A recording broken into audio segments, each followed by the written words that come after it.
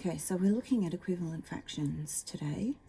2B equivalent fractions has got a fair bit of content in it, and it's probably too large to be doing in one video, so we're going to break it up into equivalent fractions, then simplifying and cancelling, and then maybe look at some mixed numbers.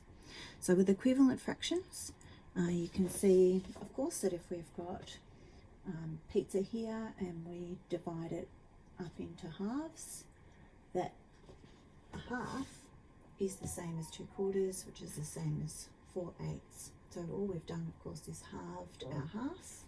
So we've made it into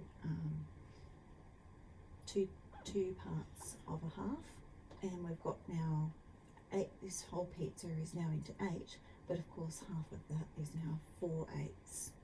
You can see what's happening. Every time that we make an equivalent fraction, we're making a larger fraction. It's of the same value, but we're making the numerator and the denominator larger. So they might look different, but they're really the same.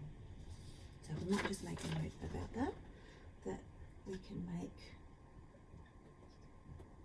equivalent fractions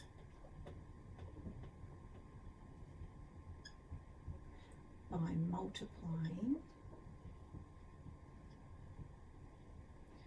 both. And that's the essential part, is that you're multiplying not just the numerator or the denominator, but both the numerator and denominator.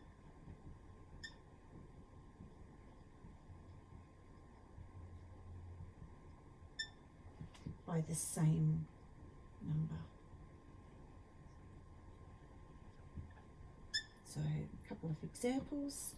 So if we've got an 1/8, that we can make several equivalent fractions by multiplying. So in this case we just doubled it, then we're going to multiply it by 3, multiply it by 4, multiply it by 5.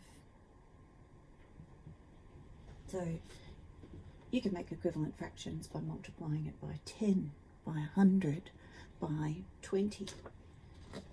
And let's have a look at another example. So 4/7. So of course, again, if we double it, we've got 8/14. If we multiply it by 3, then we've got 12/21, 4 and 5. Okay. And we're going to stop there, and we will look at simplifying and cancelling.